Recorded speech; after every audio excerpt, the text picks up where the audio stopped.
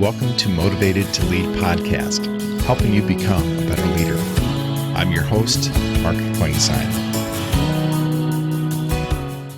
Hi, everyone. Thanks again for joining us for our podcast this week. My name is Mark Klingsheim with SEMA Partners. Each week, we interview leaders and they share lessons learned from their careers. Our goal is to help you become a better leader. This week, we're happy to have join us Renee Ryan. Renee is the CEO of Cala Health. She has a background in investment banking. Prior to her role as CEO, she led the health technology investments for Johnson & Johnson Innovation on the West Coast and Asia Pacific. She has served on several boards, and she's got some great insights she's going to share from her career. Looking forward to today's conversation with Renee. It's great to have Renee join us for our conversation. Thanks for having me, Mark. Yeah, absolutely. Well, I guess first off, can you give us just a little bit of your career story, a little bit of your history? Sure, I'm happy to. So I came out of college just knowing one thing, that I was a good student. And so I chose a path where I could continue to learn. And so at that time, this was, consulting and investment banking were very logical places to start out in a junior position. I actually went into investment banking as my first career move and went to a boutique investment bank in San Francisco where they specialized in technology and healthcare. And my first real project I worked on was for a biotechnology company. And I thought, wow, how cool is this? I can learn about science. I can learn about the body. I can learn about, diseases and conditions, and maybe along the way have an impact on a patient at the end of that spectrum. And so I always say the healthcare bug hit me early on and bit me. And I've stayed in the healthcare space ever since. And so I did an arc of my first part of my career was all investment banking. Okay. I was at some small boutique banks and then Goldman Sachs and Credit Suisse. It's much larger investment banks that had a global footprint, and really cut my teeth on strategic work in terms of M&A and advisory work, also financings and IPOs. And so most of it was in product side of healthcare. So healthcare IT, medical technology, and biotech. And then I thought, you know what? I'm a partner at an investment bank. I'm spending more time worrying about running the firm than I am talking to my clients. Sure. And so an opportunity to go to J&J came up. And it was in a very interesting role. It was a venture investor role within Johnson & Johnson. Actually, Johnson & Johnson Development Corp., which is the venture arm of J&J, is the longest standing corporate venturing group in the world. So they've been around since the dawn of the venture capital industry back in the 70s, and had a tremendous history of investing in great breakthrough technologies. And so I went to J&J. I was there for a total of 8 years. And the company was just enormous. When I got there was 50 billion of revenue, maybe tracking to 60. And so very hard to make small little investments, catalyze into great big opportunities. And so I began thinking a little bit differently about how do you build a company, and thinking very strategically about how capital is deployed. And so I started forming companies. And so the most notable of the companies I helped form at J&J was Verb Surgical, which was a collaboration between Johnson & Johnson's Ethicon surgical business, Verily, and Google, and really brought together kind of all of the needs for a future state of the digital surgery, or the OR of the 21st century. The same summer I founded Verb, I also invested in Cala Health. And so I was the first investor into the company in a Series A. I sat on the board since the first board meeting we ever held. And so when we were looking for a new CEO, I raised my hand and said, listen, no one's ever launched a wearable neuromodulation therapy like ours. And so when I raised my hand to take the company to the commercial level, away from no longer a development stage, but now a commercial stage company, the board thought it wasn't such a crazy idea. And so here I am. That's a great story. And you said being a first-time CEO, I think it's going to be of interest to our listeners, who a lot of them are first-time CEOs or first-time leaders, and we'll love to get your thoughts around that. One of the questions I'd love to ask guests is, knowing what you know now, if you were able to go back and talk to a 22-year-old Renee, what advice would you give her? I think don't be afraid to try new things. One of the things that I learned in my career, so as an investment banker, a lot of the projects would get assigned to the quote unquote staffer, which is typically a associate or VP level that's overseeing all the junior resources and allocating them to various projects. And what I realized is if a project was coming from the staffer, usually it means that nobody wanted to do it. So, sure. So my goal was always to get in front of things. And so I always was in a partner's office asking what they were working on, trying to help on companies that I thought were really interesting or projects that I thought were really interesting.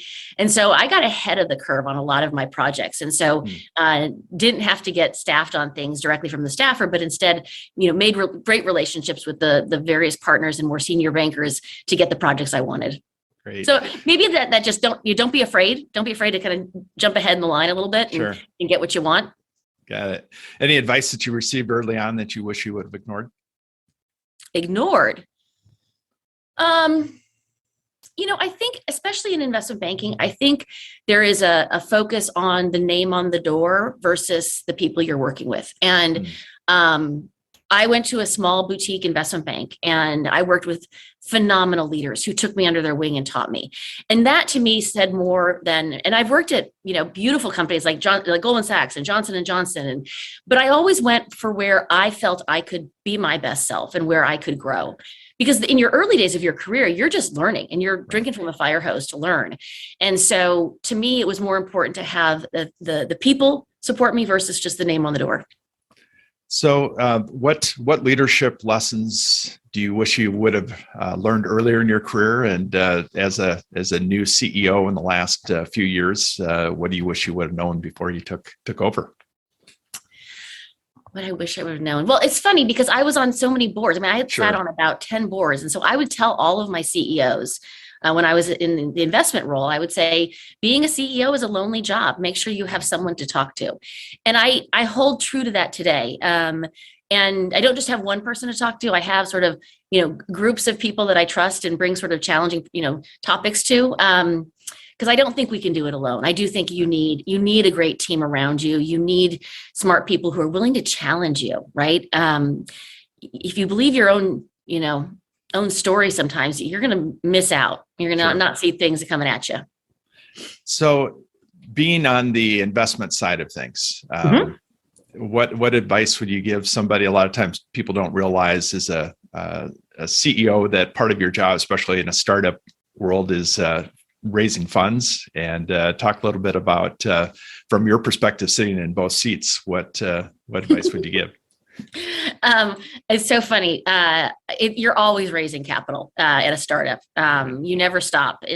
And I think it's, recognizing that the seats around the table in the boardroom are also a source of future capital. And so we just did our Series D financing, and every single one of our investors, dating back to our original A investors, participated.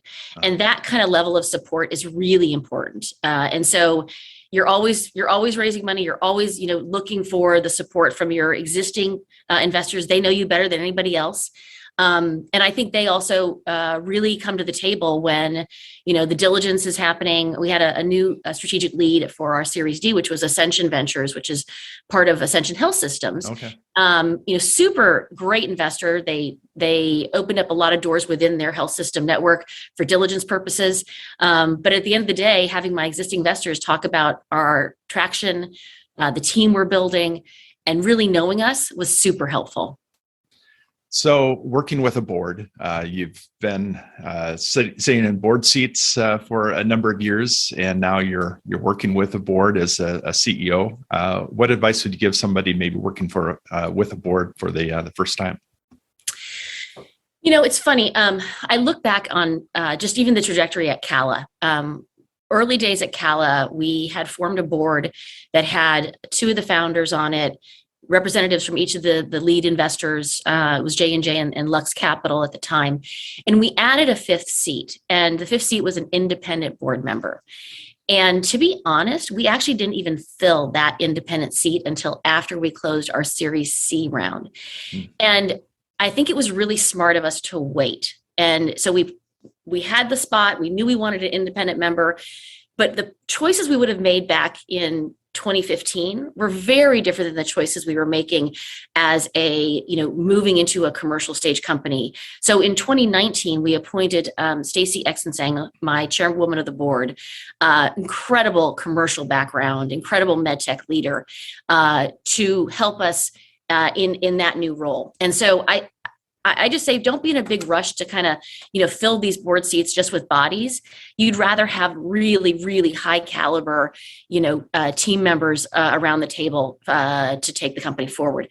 And then importantly, as a company transitions to thinking about going towards an IPO or being a public company, the pressure on the board is even greater to get the right kind of skill set around the table. I just went through a situation for one of the boards I'm on, Neuropace. They went public in April of 2021.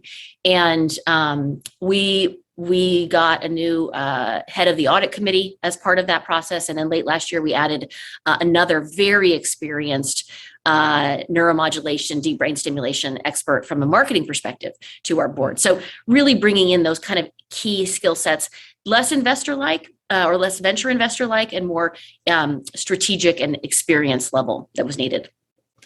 So what are common mistakes that you've seen over the years as a board member looking, maybe new leaders that come in, and what are some of the common mistakes that you think people should be aware of and to avoid? It's more case by case. I think the common challenge I have seen is people believing that their way is the right way and not kind of coming in and opening up your ears and listening to the people who have been at the job for the last, several years. And I think that was also a little bit of why the board at Cala here chose me to step in is, I raised my hand. I'm a first-time CEO. I'm here to do it the right way. And what was interesting about our technology is that we are a wearable and that we ship directly to a patient's home, even though we are a prescription device. And so while we call on the neurologist to generate the prescriptions, the patients are really directly in touch with us. And so we knew we had to do this a little differently than things like deep brain stimulation, which is a huge surgical procedure and very, very invasive. And so a belief that we could do it differently, that we could activate our patients through education and awareness, have them, bring this to their physicians and say, hey, I'd like to try the Cala therapy. So I think it's a little bit of that, just being willingness to not believe you got to do it the way the book is written and be open to input. Talk a little bit about your product and also just some of the exciting trends that you think are on the horizon in the med tech life sciences. Yeah, it's really interesting. And I think the experience I had at J&J and watching if you think about like even in surgical robotics, right, there's incredible amount of data that can be leveraged to then improve outcomes, improve surgical procedures. And so in my mind, as I thought about joining Cala, it falls into this whole realm of data-driven therapies. I think we're moving away from an era where this instrument that a surgeon picks up is dumb and just does what it does, like a knife that cuts. But for a lot of the procedures where you're in important structures, or you're doing a new type of a surgical intervention, or even a new wearable type technology, having that data flow and the access to the data to more optimize for each patient becomes really, really interesting. And so that is kind of where I see the future of medtech. It's clearly Cala is squarely in the middle of that. We have an IoT connected device. We are able to measure tremor. We treat a condition called essential tremor, which is a hand tremor. That is, as it progresses, it gets very debilitating. Patients can no longer feed themselves or dress themselves. And so our ability to restore that functionality to our patients is enormous. And so we are able to measure the tremor power before a dose is given. And then after a 40-minute stimulation session is given, that we can measure again. And so we know dose by dose tremor benefit from our technology, which is just incredible. Yeah.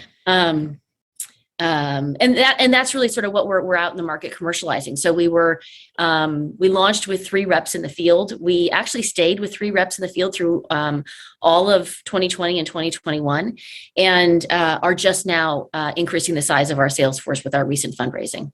Okay. Well, you took on a CEO role at an interesting time in our history, going into COVID. I know. I do not wish it on anyone. Yeah, It's so tough. yeah, absolutely. So, any lessons you've learned through this time, and talk a little bit about that?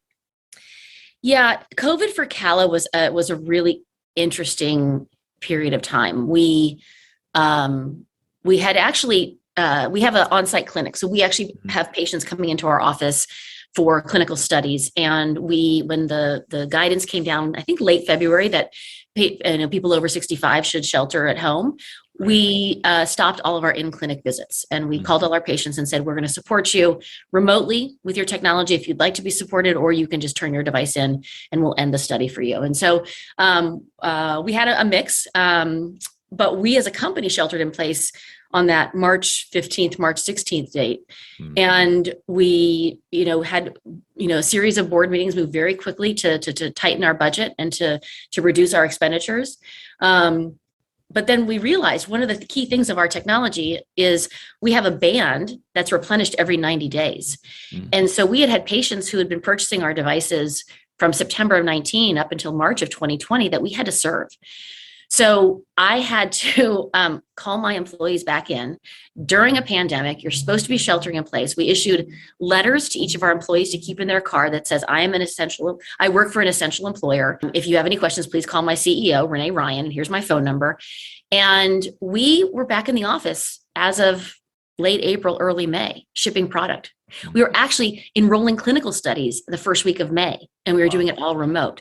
So we got back in the office before testing, before vaccines, before anything. And so the one thing I'm super proud of through all of COVID was when we had testing, we rolled it out.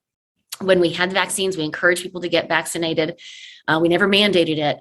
But through all of COVID, we had 5 positive COVID tests through our entire company and 0 transmissions. And so I stood up in front of my company and I said, it is my duty to keep my employees safe. And I have held to that for this entire 2-year period and made decisions about, one of my sales reps wanted to go to a conference. And I said, okay, well, this is during the Omicron spike. And I'm like, I'm going to say no, because that's not putting you in a safe position. And maybe I'm a little more conservative because we sit here in California and we were very conservative through COVID. But I think that the results speak for themselves. 0 transmission is incredible. Yeah, absolutely. So every leader that I talk to enjoys learning and keeping up to date with trends and that. But any books that you have read that you recommend to other leaders? Leadership books. Yes, I absolutely love Shoe Dog by Phil Knight. I laughed, I cried. It was just so real, and it was so real to know how, they were at the brink a couple times. That's a phenomenal book. Another book that has been my go-to for a lot of just good advice is Ben Horowitz, The Hard Thing About Hard Things.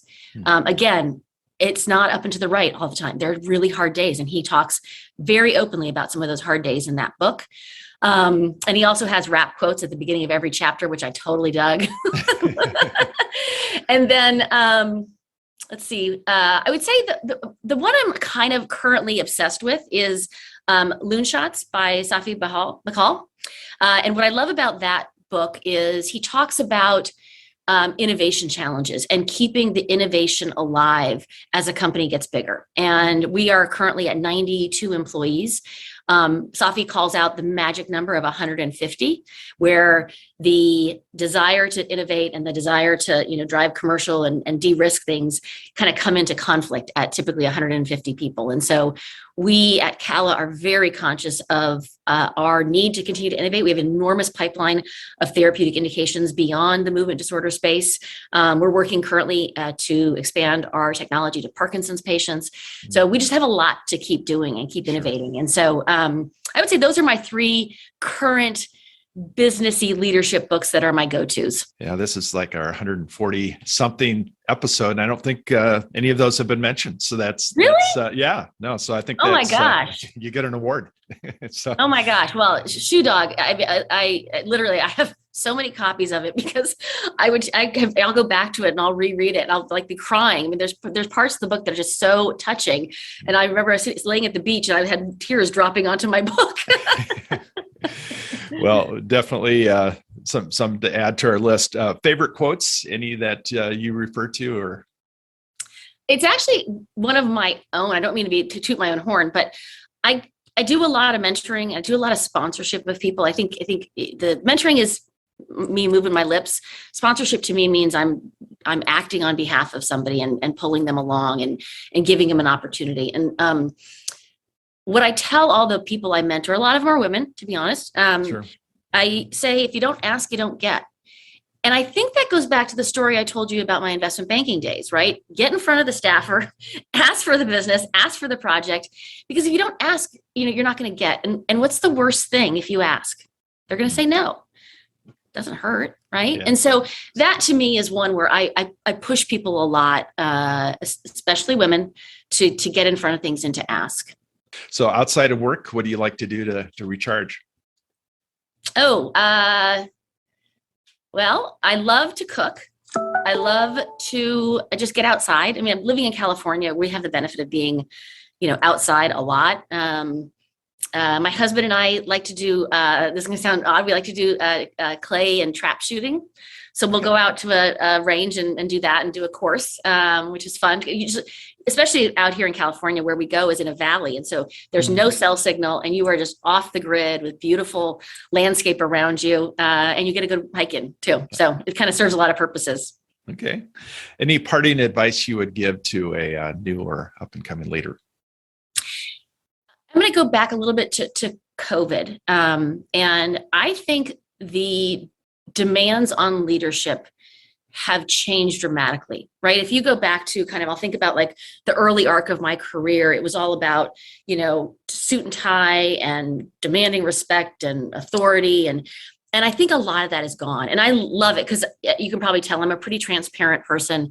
I think authenticity and transparency are super important. I also will give away my secret here. I tell people that my secret power is the ability to listen, because I think you actually learn more in the things that aren't said than are the things that are said. And knowing when those gaps, those pauses happen, oftentimes is where you need to go back and dig in a little bit more. And so, listen, I think we as leaders, if we can take that message around authenticity and transparency to heart, I think that's what people want. And I think we need it as a society. Yeah, absolutely. Well, this has been a lot of fun, Renee, and I know your insights are going to help our listeners, and wish you continued success in all you're doing. Thank you. I appreciate that. Thank you for listening to the Motivated to Lead podcast. Please subscribe on iTunes. You can also see a video version of this interview at motivatedtolead.com. This podcast is brought to you by SEMA Partners, helping you find your next great leader.